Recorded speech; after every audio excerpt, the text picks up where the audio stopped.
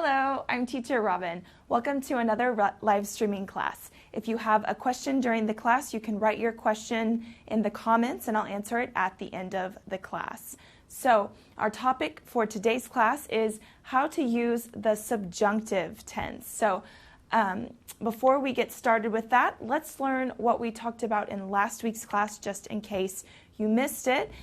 Teacher Dell was with you and she was teaching you about how to be more confident when speaking, okay? So she talked about how to prepare a presentation using style, how to grab your audience's attention, some attention-grabbing techniques, as well as how to beat your nerves, how to not feel so nervous when you are speaking in public. So if you missed that class and you want to watch it again, go to the video section of our Facebook page, and there you can find all of our previous classes. So you can watch them again, you can share them on your own Facebook page, or you can write a comment or tag someone you think might want to watch the class. Okay, so now let's talk about the subjunctive. First, let's look at what actually is the subjunctive mood or the subjunctive form. When do we use it?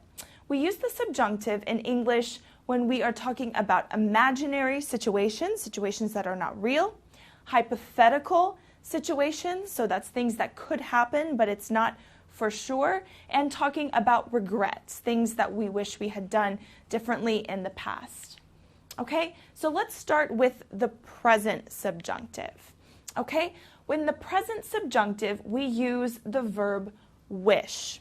Okay, and with wish, we use the past tense of to be, were, for all subjects. So it doesn't matter what the subject is, we use were.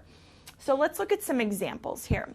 I wish the weather were nicer. So here you have, for the subject, I wish, and then the weather were nicer. Okay, which means that probably that day it's raining, the weather isn't nice, so you're talking about a hypothetical or an imaginary situation. I wish that the weather were nicer. Okay, I wish you were here. Many times we use this expression when we are traveling and you write a postcard or send a picture to your family and your friends. You say, I wish you were here with me, but they're not, so this is an imaginary situation. Okay? She wishes he weren't so late. Okay, so we can also use the negative here. So the negative form of were is were not, and we've shortened it to the contraction, excuse me. So she wishes he weren't so late. And finally, I wish you were listening. Okay, I wish you were listening. Okay, now let's look at another subjunctive form, if only. Okay, again, this is for imaginary situations. Okay, so we form it with if only plus the subject plus the verb in the past simple. Okay, for example, if only I knew how to swim. So obviously, in reality, you do not know how to swim, so you are wishing, if only I knew how to swim. Okay, let's see another example. If only she knew the truth. Okay, so you're thinking maybe this person would react differently in the situation if they knew the truth. So you think, if only she knew the truth. Okay, if only they didn't have to work today. So you're thinking, if they didn't have to work, maybe we could do something fun, we could do something exciting, but it's not a real situation. So if only they didn't have to work today. Okay, I see some people are joining us. Alex, Christopher, Ali, and Hota say hello. Okay, great. Thank you for joining. All right, let's move on to the grammar rules. So for the if plus subject plus were. Okay, so this is when you kind of put yourself in someone else's shoes. You kind of say what you would do in their situation. So we use if plus the subject plus were. So for example, if I were you, I would study more. But obviously this is an unreal situation because you can't actually be another person, but you're just saying, you're like giving advice basically. So if I were you, I would study more. Okay, another one, if I were you, I would stay in tonight. So you're recommending that they not go out. Okay, if we were them, so you can change the subject here, if we were them, we wouldn't buy this type of car. So maybe you don't like it, maybe you think it's too expensive, etc. So you're saying if you were in their situation, you would not, in this case, buy that type of car. Okay, so now that we've looked at the present subjunctive, let's move on to the past. Okay, so we can use I wish again, but in the past subjunctive, we use the past perfect tense. Okay, so I wish plus past perfect.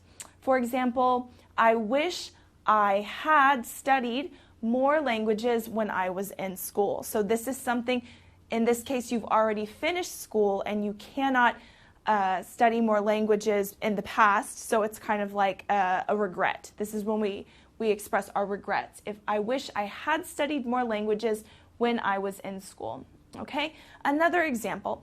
I wish I'd moved to another country when I was younger. So here, with the present or the past perfect, we can actually shorten it. So this would be I wish I had, but we can shorten it to I'd. I wish I'd moved to another country when I was younger. Okay, and the last example, she wishes they hadn't argued earlier. So here we can also use the negative had not and shorten it to hadn't. Okay, another example of the past subjunctive, I wish, plus the past participle. Okay, so here again, you're expressing regrets. And with I wish, so I wish I listened, or you can also say if only I listened to his advice. Okay, so here you can use either one. I wish I'd listened to his advice, or if only I'd listened to his advice. Okay, if only they'd been less impatient. So maybe something bad happened or something negative came of the situation, so you're expressing regret. If only they'd been less impatient, or I wish they had been less impatient. And finally, if only I hadn't sent him that message. So this is a common situation. Maybe you send someone a message and then you regret it. So you say, oh, if only, or I wish I hadn't sent him that message. Okay, so now that we have looked at both the present and the past subjunctive, let's practice together. So I'm going to ask you a few questions and you can write your answers in the comments. Okay, so I want to challenge you to try to put into practice what we've just talked about. So write a sentence using the present subjunctive if you can think of an example, and write a sentence using the past subjunctive. Okay, so try to do both. If you remember, if you think that you can, so write your answer in the comments. And as you're doing that, let me tell you more about our course here at ABBA. We have a complete course from beginners to business level featuring 144 units. Each unit has a short film, a video class, and exercises to help you practice your English. So if you want to sign up with us, you can go to our website. You can register first as a free student if you want to try it out, and you can have access to all of the video classes as well as the first unit of each level. And then if you decide you want to go premium, then you'll have access to all of the course content, and you'll be assigned a teacher like me who you can write to anytime you have a question. Okay? If you study with our course, it's very flexible in that you can study from your smartphone, your tablet, your PC, or Mac, and your progress is saved on all of those devices. Okay? In addition to our course, we have many other resources for you to practice your English, like our blog, our ABBA journal. Here you can find hundreds of articles about grammar, culture, English for travel, English for business, etc. So there's some really good information there. And we are also on YouTube. We have a Twitter page, and of course our Facebook page that you're using. You can connect to our live streaming classes every week and participate by writing in the comments. Okay, so now we're going to see if anyone has answered the questions so far. If you're still thinking about what you might want to write, then I encourage you to keep doing so, and I'll get back to you later on today. So please, if you need a little bit more time to think of your answer, write it down, and I'll be checking your comments later on. So let's see, next time, Teacher Dell has a very special class for you. You're going to be talking about vocabulary for the World Cup. So many of you are probably watching the World Cup right now. Maybe some of you are soccer fans out there or football fans in British English. So this would be a really good class for you. Okay, so I see Zishan has said hello. Okay, great. So thanks for watching. And I want to remind you, you can also turn on your Facebook notifications to receive a message anytime we're live streaming. So that's one way you can remind yourself. So I hope this class has been useful for you to kind of clear up some of your doubts on the subjunctive in English. I hope you can join Teacher Dell next week when she teaches you about vocabulary for the World Cup, and I hope you have a great rest of your day. So take care, and we'll see you next time. Bye!